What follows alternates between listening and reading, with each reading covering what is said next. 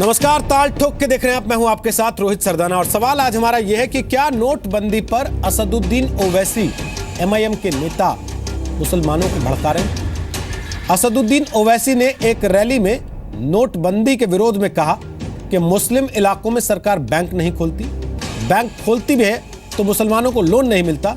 और खासतौर पर नोटबंदी से जोड़ते हुए ओवैसी ने यह भी कहा कि मुस्लिम इलाकों में एटीएम में पैसा नहीं आ। ओवैसी ऑल इंडिया मजलिसे इत्तेहादुल मुस्लिमीन के अध्यक्ष हैं। अपने दर्शकों की आसानी के लिए हम बताना चाहेंगे कि मजलिसे इत्तेहादुल मुस्लिमीन का मतलब हुआ मुसलमानों का एक ऐसा संगठन जिसके अंदर एकता हो।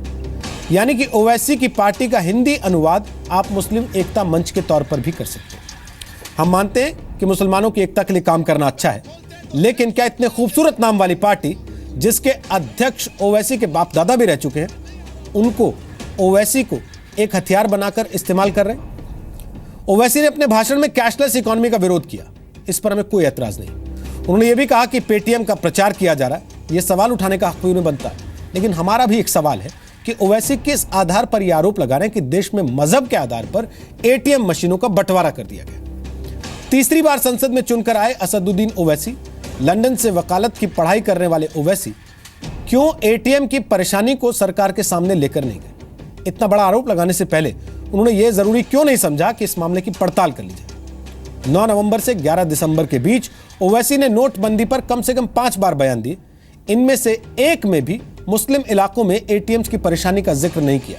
संसद में एक बार भी उन्होंने सवाल के साथ बहस की मांग नहीं की कि मुसलमानों के इलाकों में जो एटीएम लगे हैं उसमें पैसा नहीं आ रहा। तो यह क्यों ना समझा जाए कि जानबूझकर असदुद्दीन ओवैसी चाहते हैं कि मुसलमानों के सामने दिक्कतें बरकरार रहें, ताकि उन जैसे लोग इसी आधार पर भड़काऊ बयान देते रहें।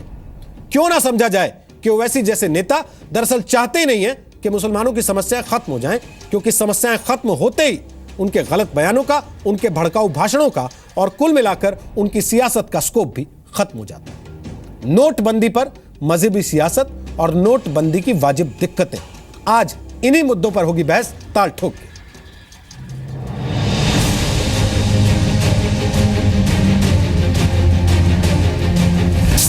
पैसा ही नहीं है जेब में तो कैशलेस ही हो गए ना। कैशलेस इकोनॉमी, क्यों कैशलेस इकोनॉमी? नहीं करेंगे कैशलेस इकोनॉमी, मेरा पैसा दो। हमारे मुस्लिम इलाकों में बैंक नहीं खोलते, बैंक खोलते तो रेड जोन करार देते, लोन नहीं मिलता। एटीएम लगाते तो एटीएम में पैसा नहीं आ रहा हमारे इलाकों में। नए नए इलाकों में एटीएम में पैसा आता है, हमारे पास पैसा नहीं आता। पैसे जो है वो सभी इलाकों में पहुंच रहे हैं, और ये हिंदू एरिया है, मुस्लिम एरिया है, या इस जाति का है, इस धर्म का है, इसको देखकर नहीं है। जहां है हर जगह पर बराबर से जा रहा है। अगर उनकी कहीं स्पेसिफिक कोई शिकायत है, किसी एरिया के बारे में शिकायत है, तो वो सरकार को बता सकते हैं। तो इसलिए एटीएम के बारे में मैं ये नहीं कह सकता कि एटीएम जो है उसमें मुसलमान को या हिंदू को तफरीक हो रही है, क्योंकि एटीएम में जो लाइन में लगा है, बगैर लाइन किसी को नहीं मिल रहा। मेरा लड़का कल मुझसे कह रहा था कि भाई हमको लाइन लंबी लगी, हम नहीं ले पाए वहाँ से पैसा। तो वो तो सबके साथ एक जैसा है। तो इसलिए एटीएम में मैं नहीं समझता ऐसी कोई तफरीक हो सकती है। ओवैसी जी का बयान तो हमेशा इसी तरह का आते रहता है।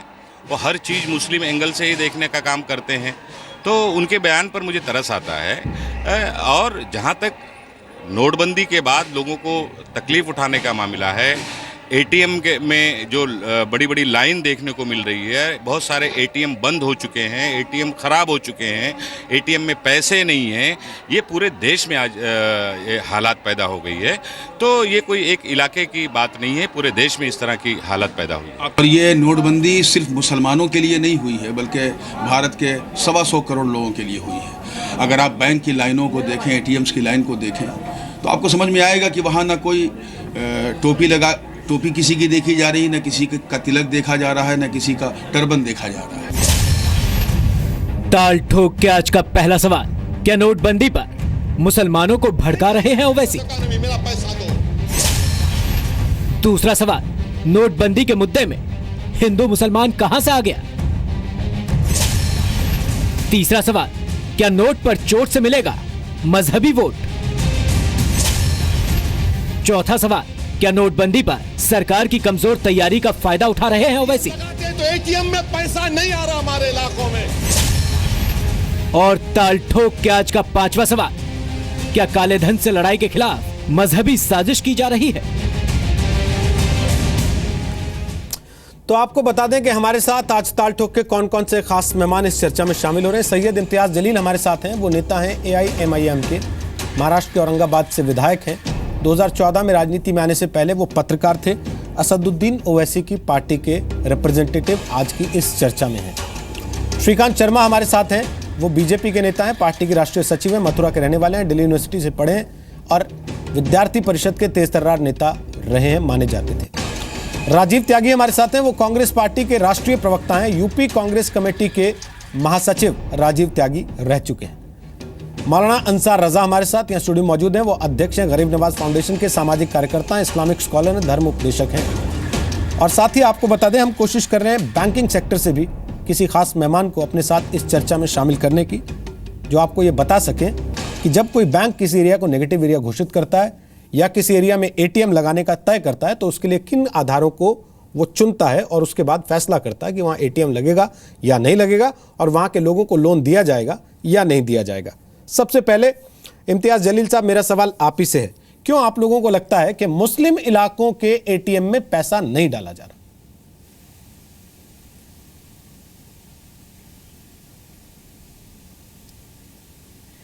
देखिए रोहित साहब, सबसे पहले तो मैं आपको ये बताता चलूं कि आपने मेरा जो तारुफ करवाया है वो पत्रकार की हैसियत से भी करवाया है और पत्रकार की हैसियत से अब आपकी ये जिम्मेदारी बन जाती है कि मैं जो कहूंगा उसकी आप जांच पड़ताल करवा लें। आपके रिपोर्टर्स यहाँ पर हैं। जिस शहर औरंगाबाद में पूर्व पत्रकार, आप विधायक भी बन गए हैं जी, पूर्व पत्रकार भी कहलाना चाहते हैं, तो थोड़ा सा एक लाइन तो सर लगा लीजिए ना बीच में।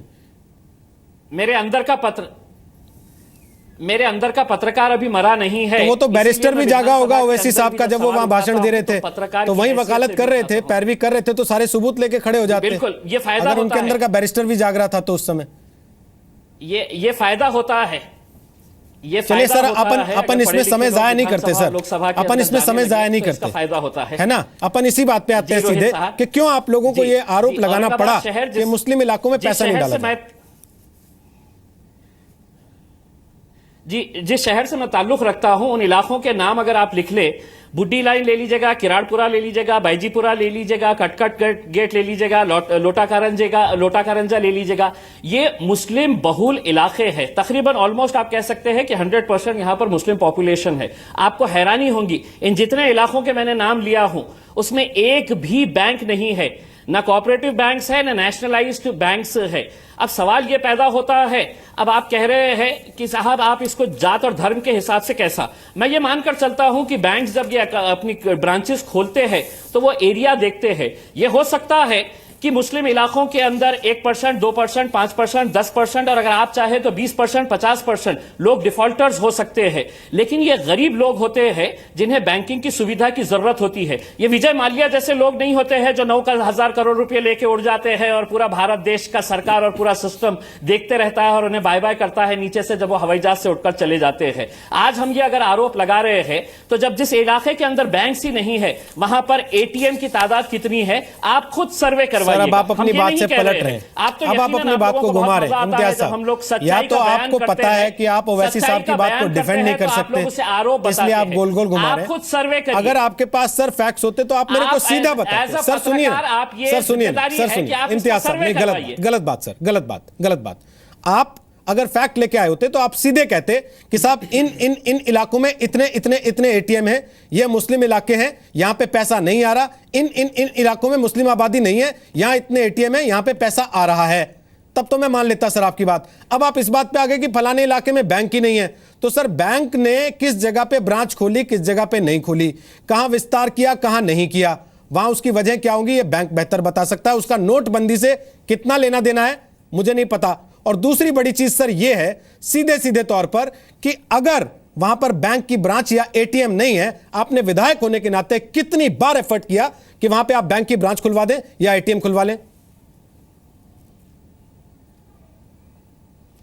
जी आप ये जो कह रहे हैं रोहित साहब, ये बहुत आसान होता है ये कहना कि नहीं ये तो बैंक वाले तय करते हैं।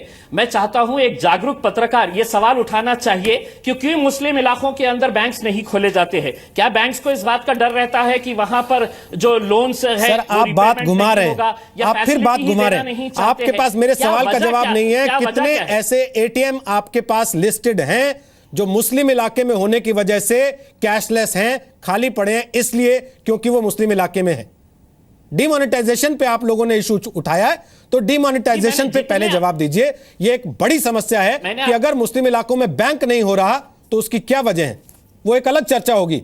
लेकिन आज की चर्चा इस बात पे है ओवैसी को ये क्यों कहना पड़ा मुस्लिम इलाकों के एटीएम में पैसा नहीं डाल रहे। देखिए रोहित साहब, ये एक इन्वेस्टिगेशन का है, हमने आरोप लगाया है और हम उसके ऊपर खड़े हुए हैं। अच्छा, इन्वेस्टिगेशन हम करते रहे, आप आरोप लगा के निकल लीजिए। चाहिए कि साहब इतने नहीं, हम इन्वेस्टिगेशन करते रहे, आप आरोप लगा के निकल लीजिए, बस आपका काम हो गया। आपने ताली पिटवा ली वहां रैली में, आपको मुस्लिम वोट बैंक मजबूत हो गया कि देखो हमारा नेता कितनी चिंता करता है। उसके बाद आप लोग निकल लीजिए अपना, तब आपका पत्रकार सो जाता है। बिना इन्वेस्टिगेशन के आपके अंदर का पत्रकार आपको आरोप लगाना अलाउ कर देता है। सर रोहित साहब, ये आरोप नहीं है, ये मैं सच्चाई बयान कर रहा हूं। और सच्चाई अभी आप कह रहे थे कि हमारा काम आरोप लगाना है, अब आप कह रहे हैं सच्चाई है, तो तथ्य बता दीजिए सर। यही बड़ा अफसोस की बात है रोहित साहब। आप वहां पर जब बैठते हैं ना तो मुझे ऐसा लगता नहीं है कि आप पत्रकार हैं, मुझे ऐसा लगता है सर मैं कह रहा हूं मैं कुछ नहीं हूं सर, मैं तो कुछ नहीं हूं सर, भूल जाइए मैं कुछ भी हूं। जब मैंने पत्रकार सर मैं कह रहा हूं कुछ भी हूं मैं, भूल जाइए आप सिर्फ ये बताइए कि आपके पास कितने एटीएम की लिस्ट है जिसमें आप ये दावा कर सकते हैं कि इतने एटीएम है मुस्लिम इलाके में होने की वजह से ये सब खाली पड़े, इनमें इसलिए पैसा नहीं आ रहा क्योंकि ये मुस्लिम इलाके में। मैं आपको 50 ऐसे एटीएम बताता हूं सर मेरी विसिनिटी में जो किसी धर्म से, किसी जात से, किसी रंग से ताल्लुक नहीं रखते लेकिन खाली पड़े हैं।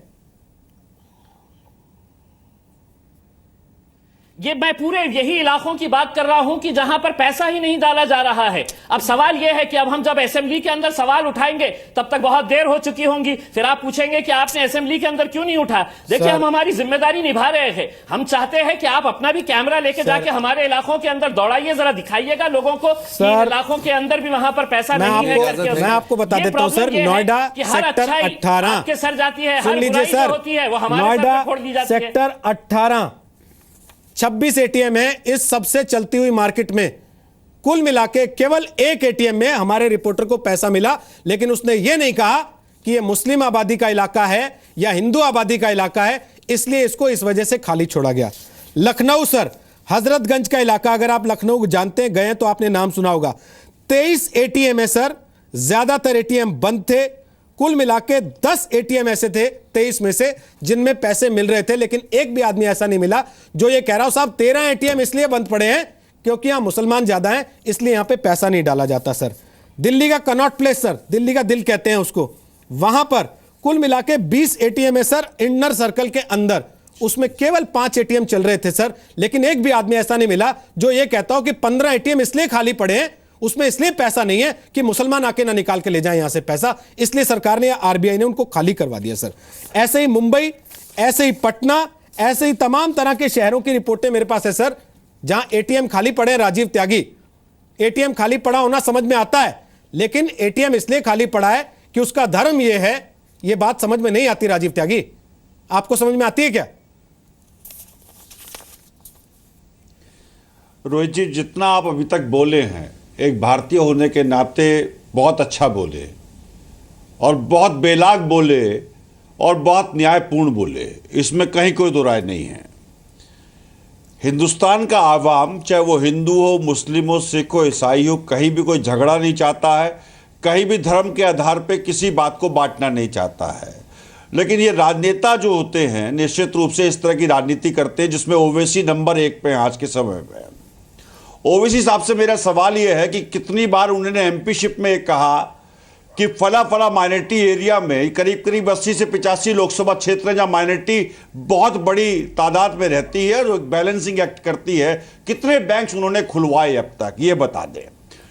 नोटबंदी से निश्चित रूप से पूरे देश को दिक्कत है, हर भारतीय को दिक्कत है, 125 करोड़ लोगों को दिक्कत है, लेकिन धर्म के आधार पर यह कह देना कि धर्म के आधार पर नोट यहां कम पहुंच रहे हैं, वहां दूसरी जगह ज्यादा पहुंच रहे हैं, ये निश्चित रूप से अपनी अपनी राजनीतिक रोटियां सेकने का काम है। देश में 1,17,280 बैंक ब्रांचेस हैं और उसको अगर आप डिवाइड करेंगे तो करीब करीब शायद 12,000 और 13,000 लोग बाग एक ब्रांच में बैठते हैं।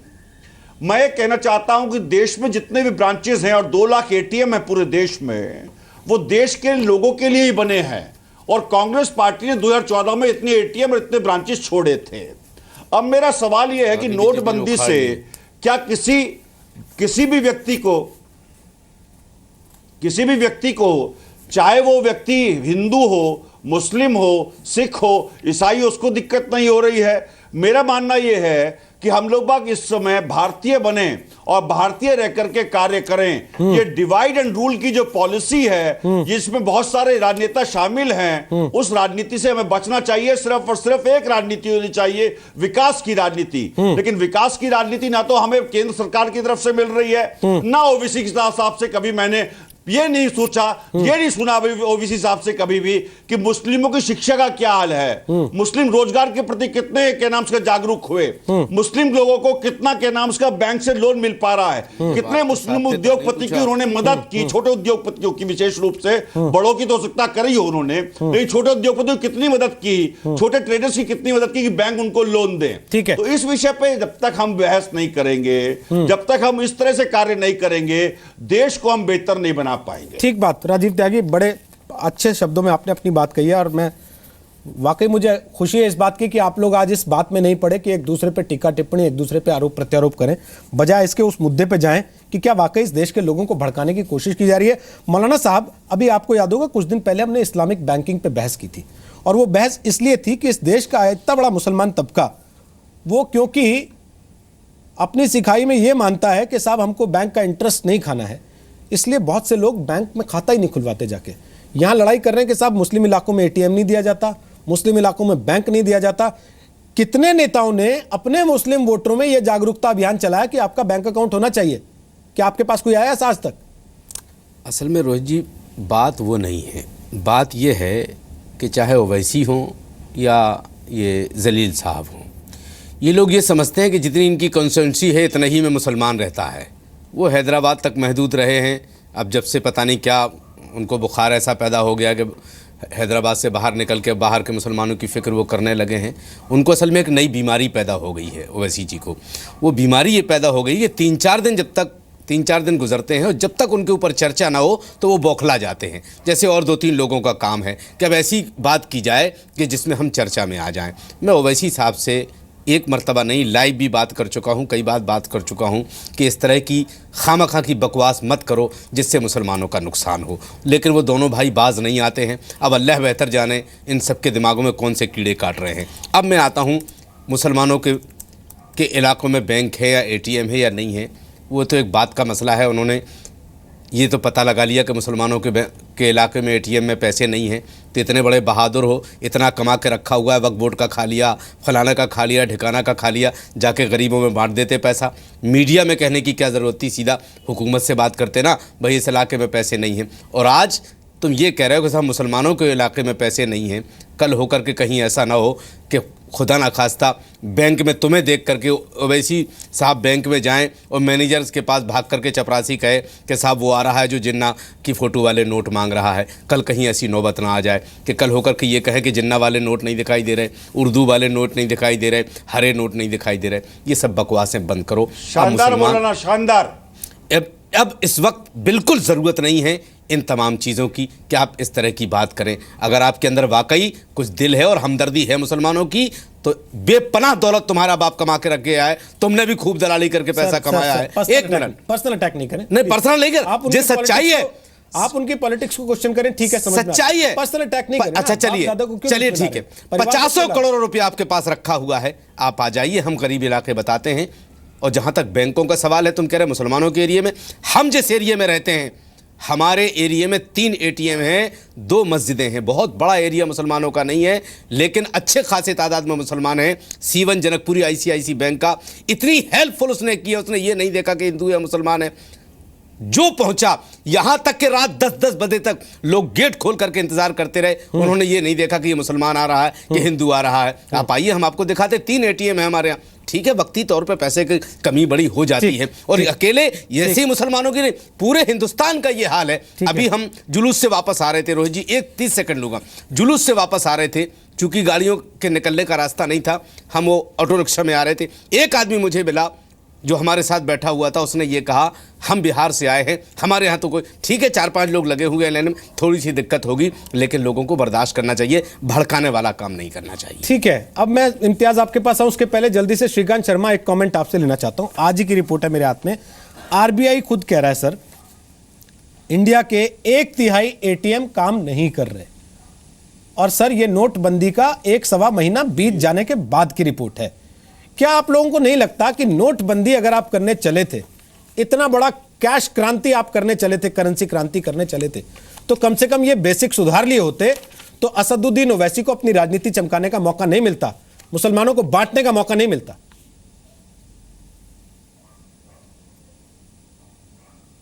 रोहित जी, आपने एक वाजिब सवाल खड़ा किया है और मैं उसका बहुत ईमानदारी से आपको जवाब दूंगा। पहले तो आपने जो सवाल खड़ा किया उसका जवाब दे दूं कि जो ATM है वो पुराने जो नोट थे, पहले 1000 का नोट, 500 का नोट, उसके डिज़ाइन के तरीके से बने हुए थे। जो नए नोट प्रचलन में आए उसके बाद उस तरीके से उसका हार्डवेयर, सॉफ्टवेयर उसमें चेंज हुआ है, कुछ तकनीकी खामियां रही हैं। निश्चित रूप से इसलिए 50 दिन का इस पूरे प्रोसेस के लिए सरकार ने समय मांगा है, और देश की जनता ने 50 दिन का समय दिया भी है। दिक्कतें भी हैं, लोगों को लंबी लंबी लाइन भी हैं, लेकिन किसी का पेशेंस जवाब नहीं दे रहा है। सबको मालूम है कि उनके भविष्य के लिए, उनके बच्चों के भविष्य के लिए एक बहुत बड़ा कदम नरेंद्र भाई मोदी की सरकार ने उठाया है, क्योंकि सब लोग भ्रष्टाचार से दुखी हैं इस देश के अंदर, काले धन से दुखी हैं लोग। गाँव में लोग 70 साल में पीने का पानी नहीं मिल पा रहा है, बेसिक सुविधाएं, स्वास्थ्य की सेवाएं हैं, सड़कें हैं, बिजली है, पानी है, एजुकेशन है, नहीं मिल पा रही है। तो लोगों को एक बहुत बड़ी उम्मीद है कि इस देश से नरेंद्र भाई मोदी की सरकार भ्रष्टाचार को समूल नष्ट करेगी,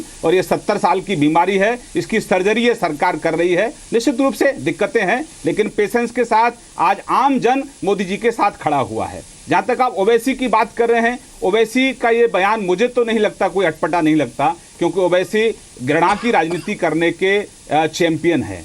इनके भाई का मैं आपको उदाहरण देता हूं। इनका भाई है अकबरुद्दीन ओवैसी, वो कहता है कि 15 मिनट के लिए इस देश से आप पुलिस को हटा दो और मैं 100 करोड़ हिंदुओं को समाप्त कर दूंगा। तो जिस पार्टी की मूल विचारधारा ये हो, उस पॉलिटिकल पार्टी से क्या अपेक्षा कर सकते हैं कि इस देश के अंदर एक बहुत बड़ी मुहिम चल रही है इस देश की तरक्की के लिए, इस देश को आगे बढ़ाने के लिए, उस मुहिम में ओवैसी कोई सहयोग करेंगे क्या? ओवैसी की राजनीति यही रही है, घृणा फैलाओ, लोगों को धर्म के नाम पर बांटो। मैं वापस अपने सवाल पे आ रहा हूं, लेकिन मैं वापस अपने उसी सवाल पे आ रहा हूं। एक छोटी टिप्पणी आपको नहीं लगता कि आप लोगों की कमी ने उनको मौका दिया अपनी राजनीति चमकाने का?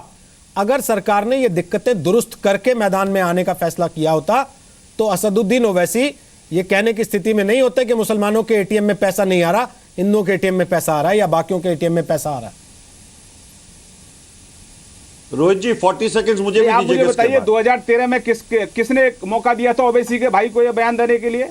ये मुंबई के हमलावर जो उन्होंने मुंबई के अंदर तबाही मचाई थी, 700 लोग मारे गए थे, 1000 लोग अपंग हैं, और उस अपराधी को जब कोर्ट ने फांसी की सजा दी, रात को 4 बजे आप दरवाजा तोड़ रहे हैं अदालत का, तब किसने मौका दिया इनको? और ये पार्लियामेंट का जो अटैकर था आतंकवादी अफजल गुरु, उसके समर्थन में ये लोग आते हैं, उसको शहीद कहते हैं, तब इनको किसने मौका दिया? ये तो मौके की तलाश में रहते हैं रोहित जी, इनको तो कुछ ना कुछ बहाना चाहिए इस तरह की घृणा की राजनीति फैलाने का। मैं माफ करना मुझे, आप बहुत पूरी तैयारी के साथ ये सब चीज हो रही है। मैंने कहा ना आपसे, 50 दिन का समय देश के प्रधानमंत्री ने देश की जनता से मांगा है, और जनता पूरे विश्वास के साथ पूरा समय देने को तैयार है। मैं भी 32 विधानसभा घूम कर आया हूं रोहित जी, हम लोग जमीन पर हैं, पूरी पार्टी जमीन पर है, लगातार लोगों के साथ संपर्क में भी हैं, लोगों में उत्साह है, लोग बीमारी से निजात चाहते हैं, ये कैंसर है, और लोगों को लगता है कि आतंकवादियों की कमर तोड़ने के लिए बहुत अच्छी पहल मोदी जी ने की है, नक्सलवादियों की कमर तोड़ने के लिए मोदी जी ने बहुत अच्छी पहल की है, और जो काले धन का कारोबार करते हैं उनके लिए बहुत अच्छी पहल है, 17-18 दिन बाकी है। श्रीकांत जी केवल पहल है, गांव में उत्साह है लोगों में। श्रीकांत जी केवल 17-18 दिन बाकी है, कोशिश कीजिएगा वो उत्साह बरकरार रहे लोगों का, पानी मिलेगा, बिजली मिलेगी, सड़क मिलेगी, वो उत्साह बरकरार ले लोगों का, इसकी कोशिश कीजिएगा। 18 दिन बाकी है। राजीव जी आपके पास आ रहा हूं, उसके पहले बहुत छोटा सा एक कमेंट रंजन महापात्रा साहब से मैं लेना चाहता हूं, बैंकिंग एक्सपर्ट है, बहुत देर से आप सबकी बातें सुन रहे हैं। और सुन के पता नहीं मुझे उनको कैसा महसूस हो रहा होगा कि इस देश में इस बात में भी बहस हो सकती है कि एटीएम का भी धर्म होता है। रंजन साहब, आपने तो बैंकिंग पढ़ी है, बैंकिंग के एक्सपर्ट हैं आप, बैंकिंग समझी है, सीखी है, की है। सर मुझे बता दीजिए, क्या आप जब बैंक कोई एटीएम लगाने का फैसला करता है सर किसी जगह, तो वो ये देखता है कि वहाँ कितने मुसलमान रहते हैं, कितने हिंदू रहते हैं, कितने क्रिश्चियन रहते हैं, कितने सिख रहते हैं, कितने बौद्ध रहते हैं, कितने जैन रहते हैं, कितने एससी, कितने ओबीसी, कितने SC ST रहते हैं, देखता है सर? ऑपोजिशन एकदम सही कहा आपने रोहित जी। ऑपोजिशन पार्टियों ने opposition for the sake of opposition करते करते एक लिमिट को पार कर चुके हैं। जब एक बैंकिंग एक धंधा है, एक बिजनेस है, बैंकिंग एक सर्विस प्रोवाइडिंग एजेंसी है, कस्टमर है, कस्टमर का कोई ऐसे जात धर्म बिरादरी नहीं होता। तो ये पॉलिटिक्स करने के लिए अपोजिशन पार्टियों को हर जगह एक मुद्दा खोजना, ये अपने क्रेडिबिलिटी धीरे धीरे बहुत ज्यादा खराब करते आए हैं और करते जा रहे हैं। अब जो पॉलिटिकल पार्टी ज्यादा अग्रेसिव होते हैं ये नोटबंदी के कारण, तो इनका इमेज पब्लिक में क्या जा रही है आप जानते हैं, सारा इंडिया जानती है। नाउ ये सिचुएशन में ये एकदम बेवकूफी नहीं कहूंगा, मगर इस तरह का एक मुद्दा उठाना कि एक एटीएम का भी एक धर्म होता है, एटीएम का भी एक रंग होता है, ये सब कहना काफी बेतुकी बात है। और इससे आगे मैं कुछ कहना नहीं चाहूंगा, क्योंकि बैंकर्स बिजनेस हिसाब से काम करते हैं, तो इनका जाति धर्म पॉलिटिक्स से कोई लेना देना नहीं है। They are bound by their bottom line. एक बैंक अपने बॉटम लाइन को देखेगा, कैसे ज्यादा फायदा कमाएगा और सर्विस प्रोवाइड करेगा। ठीक है, सर्विस प्रोवाइडर सर्विस रिसीवर एक कस्टमर होता है। ठीक है सर, ठीक है, बहुत सही। आपने बहुत कम शब्दों में बड़े सीधे से बात समझा दी। राजीव त्यागी बोलिए, आप कह रहे थे 40 मिनट का इंटरवेंशन चाहते हैं, फिर मैं इम्तियाज जलील के पास जाऊंगा, बोलिए। मुझे सिर्फ इतना कहना है कि ओवैसी अगर ये कहते कि 4 लाख लोगों की नौकरी चले गई है देश में नोटबंदी की वजह से, उसका प्रश्न उठाते तो अच्छा लगता। ओवैसी अगर कहते कि दिहाड़ी मजदूर करोड़ों की संख्या में अपने गांव में जाने को मजबूर हो गए हैं, जिनकी जेब में पैसा नहीं है, जिनका चूल्हा नहीं जल पा रहा, तो अच्छा लगता। मुझे ये ओवैसी अच्छे लगते जब ये कहते कि 1,28,000 करोड़ रुपए का टोटल देश की इकोनॉमी को घाटा हो गया है, तो अच्छा लगता। ओवैसी अगर ये कहते कि 2400 करोड़ नोट चाहिए हमें और 300 करोड़ नोट रिजर्व बैंक छाप पा रहा है प्रत्येक माह, और 8 माह इस प्रॉब्लम को अभी और लगेंगे, ये पूछते सरकार से कि ऐसी नोटबंदी करने से पहले एक्साइज क्यों नहीं की गई, तो अच्छा लगता। ओवैसी ये पूछते कि 2000 का नोट बनाने से पहले अगर एटीएम मशीनों को ठीक कर लिया जाता, तो अच्छा लगता। ओवैसी अगर ये पूछते कि भारतीय जनता पार्टी के नेताओं के यहां पर कैश क्यों पकड़ा जा रहा है, उनके लोगों के पास ही कैश क्यों पकड़ा जा रहा है, तो अच्छा लगता। ओवैसी अगर ये कहते कि उद्योगपतियों के पास या जितने भी अमीर लोग बाग है वो लाइन में क्यों नहीं है, गांव गरीब किसान नौजवान क्यों लाइन में है, दिहाड़ी मजदूर क्यों लाइन में है, क्यों किसान तबाह हो गया, तो अच्छा लगता। लेकिन ओवैसी पूछ रहे हैं कि बैंक के एटीएम का रंग भी हरा होता है या लाल होता है या नीला होता है। मैं ये कहता हूं कि देश के बैंक कर्मी अपनी सेवा कर रहे हैं। मैं ये कहता हूं सरकार की जो सनक थी, जो तुगलकी फरमान था, उस पर प्रश्न चिन्ह लगा दे तो अच्छा लगता। लेकिन मेरे मित्र जो भारतीय जनता पार्टी के यहां बैठे हैं, वो भी अभी तक यही नहीं बता पाए हैं कि कितने दिन समस्या को सुलझाने में लगेंगे। क्या वो कहेंगे कि 50 दिन बाद आतंकवाद देश से खत्म हो जाएगा, क्या वो कहेंगे 50 दिन बाद कालाधन खत्म हो जाएगा? अभी तक कितना कालाधन पकड़ा गया, इस बारे में जरा बता दें मेरे मित्र भारतीय जनता पार्टी के। ठीक है सर, इससे पहले मैं इम्तियाज जलील के पास जाऊं। इम्तियाज जलील साहब, 2 रिपोर्ट आपको दिखाता हूं, एक नोएडा की रिपोर्ट दिखाता हूं सर, और एक हैदराबाद की रिपोर्ट दिखाता हूं सर, जो असदुद्दीन ओवैसी का इलाका कहा जाता है। आप इलाकों से बात करते हैं ना सर, तो आपके अध्यक्ष के इलाके से दिखाता हूं सर। नोएडा, जहां 26 एटीएम एक मार्केट में लेकिन एक काम कर रहा है। हैदराबाद, जहां 10 एटीएम एक इलाके में, उसमें भी एक ही काम कर रहा है। जरा देखिएगा ध्यान से। अब 3 बज चुके हैं और हम इस वक्त हैदराबाद के सबसे वेस्ट खैरताबाद इलाके में हैं। इस इलाके में कितने एटीएम हैं और वहां क्या हाल है, इसका जायजा लेंगे।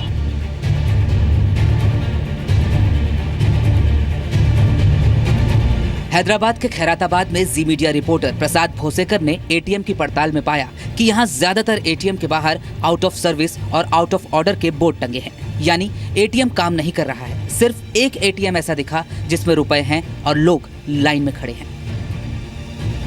यहाँ बहुत दिक्कत आ रही, जब से ये नोटबंदी का जब से हुआ, ये तो एटीएम तो ऐसा हो गया, दुकान बंद, खेल खत्म। इतना पैसा आरबीआई से रिलीज हो रहा, बैंकों के पास कहाँ जा रहा, किधर जा रहा, किसी को नहीं मालूम।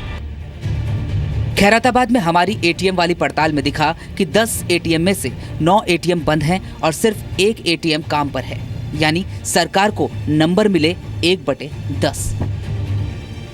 इस वक्त घड़ी में दोपहर के 2:30 बज रहे हैं और हम पहुंचे हैं नोएडा के सबसे ज़्यादा व्यस्त रहने वाले सेक्टर 18 में।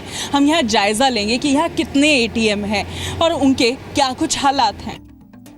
सेक्टर 18 यानी नोएडा के सबसे व्यस्त इलाके में जी मीडिया रिपोर्टर यशस्विका मल्होत्रा एक एक कर सभी एटीएम की पड़ताल कर रही थी। पहला एटीएम खाली था, दूसरा एटीएम भी रुपयों से कंगाल ही था। तीसरे एटीएम के बाहर लाइन बहुत लंबी थी और शोरगुल ज्यादा हो रहा था। दोपहर 3 बजे इस एटीएम के बाहर लाइन में 107 लोग खड़े थे। इससे ये पता चलता है कि इस एटीएम में पैसे हैं। कैरेंट डाल रहे हैं, कुछ खराबी भी हो रही है, वो ठीक कर रहे हैं। नहीं, दिक्कत तो हो रही है बिकॉज मैं फर्स्ट टाइम नहीं हुआ यहाँ पे एटीएम में लाइन लगी, 2-3 बार लग के फिर मैं वापस चले गए थे because I don't have time. I can not, मतलब एक दिन पूरा थोड़ी ना मैं खड़ी रहूँगी पैसे के लिए। इस तरह चौथा एटीएम, 5वां एटीएम, छठा एटीएम, 7वां एटीएम, ऐसे देखते देखते नोएडा सेक्टर 18 के सभी 26 एटीएम की पड़ताल हमने पूरी कर ली और नतीजा रहा 1/26। यशस्विका मल्होत्रा, जी मीडिया, नोएडा। तो ये 9 दिसंबर 2016 यानी कि अब से 2 दिन पहले की पड़ताल थी, दोपहर से लेकर शाम तक हमारे रिपोर्टर्स ने जो की थी। जलील साहब, इस पड़ताल में तो 1/10 बेहतर है, 1/26 से आपके इलाके में तो बेहतर परफॉर्मेंस है एटीएम का, इसका मतलब मैं समझूं तो। और आप कह रहे हैं कि मुसलमानों के एटीएम में पैसा नहीं डालते। देखिए रोहित साहब, हमारी शिकायत ये नहीं है कि कौन से इलाके में नोट आ रहे हैं, कौन से इलाके में नोट नहीं, अब आप गोल पोस्ट ही शिफ्ट कर लेंगे। जरूर ये बात कह रहे हैं, मतलब आपको लगा गोल हो जा रहा है तो गोल पोस्ट ही शिफ्ट कर लीजिए अब, कि हमारी शिकायत ये नहीं है। जिस इलाकों में हम रहते हैं, आप पूरा सुन लीजिएगा, आप पूरा सुन लीजिएगा, जिन इलाकों में हम रहते हैं वहां पर हमारे को पैसा नहीं मिल रहा है, हमने ये बोल के दिखाए हैं। अब त्यागी साहब ये कह रहे हैं, अवैसी अगर ये कहते तो अच्छा लगता, अवैसी ये कहते तो अच्छा लगता। अवैसी साहब आपके कान में अच्छा सुर देने के लिए, अच्छा गीत सुनाने के लिए नहीं है, हम सच्चाई सुनाने के लिए है। त्यागी साहब को पसंद आए या ना आए, हमें कोई लेना देना नहीं है। और जो कि गरीब नवाज फाउंडेशन देश को कब तक धर्म के आधार पर बांटेंगे? गीत गाते रहे तब तो अच्छा लग रहा था। क्या देश को विकास नहीं चाहिए? ये बताना चाहूंगा, इस विकास का हिस्सा हर व्यक्ति, हर धर्म के व्यक्ति को नहीं मिला जो विकास हुआ देश में? मुझे जवाब दीजिए इस बात का। क्या गाड़ियां मुसलमान इस्तेमाल नहीं कर रहे हैं? क्या देश में जितना विकास हुआ? अरे तो 10 साल तक क्या कर रहे थे जलील साहब? 10 साल तक क्या कर रहे थे कांग्रेस के साथ? मुझे उस वक्त रस नहीं घोल रहे थे क्या? 10 साल तक क्या कर रहे थे? सुनिए साहब, हाँ देखिए साहब, इस सांप्रदायिक राजनीति को मत करिए। देखिए, गरीब नवाज फाउंडेशन के बहुत ही गरीब भारतवर्ष का नुकसान होता है। मौलाना अंसार रज़ा साहब को मैं कहना चाहूंगा कि हम क्या कर रहे हैं, अवैसी ब्रदर्स क्या कर रहे हैं। आपको प्लेन का टिकट अंसार रज़ा साहब हम देते, चूंकि आप बहुत ही गरीब फाउंडेशन चलाते हैं। हैदराबाद आइए, आपको पता चलेगा कि हम कितने स्कूल चला रहे हैं। भाई साहब, गरीब नवाज फाउंडेशन का मतलब ये नहीं कि हम आपके दरवाजे पर कटोरा लेके बैठे हैं। चैरिटेबल ट्रस्ट के ऊपर हमारा हैदराबाद देखा हुआ है, बहुत कायदे से देखा हुआ है। आप जो हैदराबाद मत दिखाइए, पैरवी करता है, इसका मतलब आतंकवादियों से हमें हैदराबाद मत दिखाइए। गरीब की आंखों से आप चूंकि बहुत ही गरीब, हमें फ्लाइट में बैठने का शौक है। नायक से कितने पैसे लिए? कहां से पैसा आता है? प्लीज, जो पैसा आप हमें टिकट को देना चाहते हैं, जिन गरीब के एटीएम में पैसा नहीं उनको बांट दीजिए। के लिए कहां से फंडिंग आती है हमको सब सुनिए ना मालूम है। अंसार जलील साहब, सुनिए, कहां फंडिंग आ रही है वो साबित करना पड़ेगा आपको।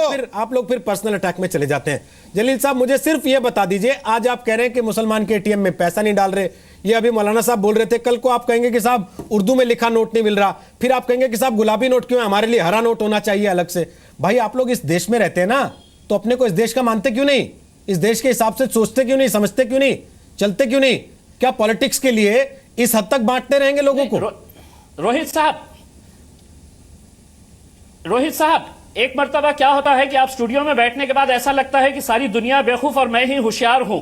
हम ना कभी लाल रंग, हरा, पीला, गुलाबी रंगों के नोटों की हम बारे में बात नहीं कर रहे, लेकिन अभी ओपन चुनौती देता हूं रंजन साहब को, जो बैंकिंग एक्सपर्ट बता रहे हैं। रंजन साहब, आपको ओपन चैलेंज करता हूं मैं, ये एस्टैब्लिश करता हूं कि मुसलमान इलाकों के अंदर बैंक जो है ये हेजिटेट करते हैं। पिछले हफ्ते तक आप कह रहे थे मुसलमान सूद नहीं खाता, उसको बैंक नहीं चाहिए, इस्लामिक बैंकिंग होनी चाहिए इस देश में। ये आप लोगों का एजेंडा होता था हफ्ते 10 दिन पहले तक कि इस्लामिक बैंकिंग ले आओ, मुसलमान तो सूद नहीं खाता। आप लोग कह रहे थे मुसलमान सूद नहीं खाता, इस्लामिक बैंकिंग होनी चाहिए, सूद फ्री बैंकिंग होनी चाहिए। आज आप कह रहे हैं कि ये बैंक मुसलमान के इलाके में बैंक नहीं खोलते, ब्रांच नहीं खोलते। जब आपको खाता ही नहीं खुलवाना, जब आपको सूद नहीं खाना, तो आज आप बैंक पे आरोप क्यों लगा रहे हैं? और पिछले 3 दशक से आपकी पार्टी राजनीति कर रही है। कितने आपके नेताओं ने बैंक ब्रांचेस के लिए पैरवी की, लड़ाइयां की अपने इलाकों में? बताइए। एग्जैक्टली। अब तक रोहित साहब, मैं इसीलिए कह रहा हूं कि एक आध मर्तबा आप गरीब नवाज फाउंडेशन के अंसार रजा साहब के साथ आप भी हमारे साथ हैदराबाद चलिए। हम खुद हैदराबाद में बैंक्स भी चलाते हैं। इम्तियाज जलील तो ऐसी बात कर रहे हो यार, जैसे विजय माल्या सारा पैसा तुम्ही को दे गए हो। इम्तियाज जलील और वहाँ पे कितने गरीब लोगों को हम मदद करते हैं, पॉइंट पे बात कीजिए ना, के साथ हम दिखाएंगे कि कौन कौन से गरीब कीजिए। लोग हमारे बैंक से फायदा उठाए हैं। टू द पॉइंट बात कीजिए। आप पहले मिनट से लगातार गोल पोस्ट शिफ्ट करने की कोशिश कर रहे हैं और उसमें भी फेल हो रहे हैं, उसमें भी फेल हो रहे हैं। आप गोल पोस्ट भी शिफ्ट नहीं कर पा रहे ढंग से, टाइम बर्बाद हो रही है। रोहित साहब, मसला प्रॉब्लम यही है ना साहब कि हम जो बोलते हैं वो आपको पसंद आने ही नहीं वाला है। आप अच्छी बात बोलिए, आप अच्छी बात बोलिए। आप बोलते हैं कि इस देश के लोग लाइन में खड़े हैं, आप बोलते हैं कि इस देश के लोगों की नौकरी चली गई नोटबंदी से। वाकई मैं आपके साथ खड़ा होता, मैं कहता कि आप बिल्कुल सही कह रहे हैं। मेरे रिपोर्टर बार बार पड़ताल कर रहे हैं, अभी तक एटीएम की हालत सुधरी नहीं है, मैं आपके साथ खड़ा होता। लेकिन आप कह रहे हैं कि मुसलमान के एटीएम में पैसा नहीं डालते, आप बांटते हैं लोगों को और उसके बाद उम्मीद करते हैं ताली पीटी जाए आपके लिए। रोहित साहब, आपके खड़े रहने की या किसी और के खड़े रहने की आप हिंदुओं का वोट नहीं लेते क्या? मैं आपसे आज फिर पूछ रहा हूं, पहले भी पूछ चुका हूं आपसे। आप लोगों ने अपनी पार्टी का नाम रखा ऑल इंडिया इत्तेहादुल मुस्लिमीन, तो इसका मतलब आप लोग केवल मुसलमानों का वोट लेते हैं, कोई हिंदू का वोट आपको एक्सपेक्टेड नहीं है जहां आप चुनाव लड़ते हैं? कैंडिडेट खड़े करते हैं ये, आप केवल मुसलमानों के वोट एक्सपेक्ट करते हैं, हिंदू का वोट नहीं चाहिए आपको किसी? देखिए रोहित साहब, मैं ये शिकायत ही नहीं कर रहा हूं सर। आप जिस नेता को डिफेंड करने आए उसकी शिकायत ये है अंदर अगर पैसा आ रहा। सर, आप जिस नेता को डिफेंड करने आए उसकी शिकायत ये है कि मेरे इलाके आपकी पार्टी के अध्यक्ष हैं, आप कह रहे हैं मैं उनको डिफेंड करने नहीं आया। अब आपको इस बारे में तकलीफ क्यों हो रही है? सर, मुझे तकलीफ है अगर आप डिवाइसिव पॉलिटिक्स करेंगे, आप लोगों को बांटेंगे। आप नोटबंदी से तकलीफ बताइए, हम आपके साथ हैं। लेकिन अगर आप नोटबंदी की आड़ लेके लोगों को बांटने की कोशिश करेंगे तो हम आपको सवाल करेंगे। रोहित साहब, लोग इसका जवाब है तो चुनाव में देते हैं। अभी महाराष्ट्र के अंदर राज ठाकरे की पार्टी छोड़ो यार कि 50 डेडलाइन में वेट करें सर, 2019 तक बैठे ना। बिहार से बगैर जमानत के वापस कर दिया, बिहार से जमानत जब्त हो गई। आप फिक्र मत करिएगा, बिहार से जमानत जब्त हो गई, क्या फायदा, वापस आ गए। चलिए छोड़िए, मैं एक बात कहना चाहता हूँ, मौलाना आप पूरा कर लीजिए। मैं पूरा कर, अगर हर चीज का जवाब चुनावी है तो फिर 2019 तक वेट करिए। मैं चुनाव वाली फिर काय को 50 दिन मैं ना तो हिंदू मुस्लिम की पॉलिटिक्स की बात करूंगा, रंजन साहब के पास जाऊंगा, ना हिंदू मुस्लिम की पॉलिटिक्स की बात करूंगा, ना चुनाव की बात करूंगा। जलील साहब को मालूम है कि बिहार से बगैर हाथ पैर के वापस आ गए हैं। मैं श्रीकांत शर्मा जी से एक गुजारिश करना चाहता हूं। श्रीकांत जी, हम लोग एक आम नागरिक हैं, हिंदुस्तान बहुत परेशान है, इसमें कोई शक व शुबा की गुंजाइश नहीं है। नोटबंदी से परेशान नहीं है, वो परेशान ये है कि उसको पैसा नहीं मिल रहा है। थोड़ा सा तवज्जो दे करके सरकार से कह करके इतना मसला हल करवा दीजिए कि जो लोग सुबह से शाम तक 2 वक्त की रोटी कमाएं वो या लाइन में लगें। भाई इतना ख्याल थोड़ा सा कर लीजिए, वरना पब्लिक एकदम उग्र होने पर आमादा हो चुकी है। आपसे इतनी गुजारिश है इस चैनल के माध्यम से कि थोड़ा सा उन लोगों का ख्याल करके ज्यादा से ज्यादा कोशिश करें कि लोगों की मदद हो जाए। ठीक है, मैं ब्रेक के बाद श्रीकांत जी से कमेंट दूंगा और ब्रेक के बाद राजीव त्यागी से 50 दिन इंतजार करिए। 50 दिन अभी तो आप कह रहे थे चुनाव में फैसला होता है, 50 दिन का गिन रहे हैं? 2019 तक बैठ के इंतजार कीजिए ना फिर आप।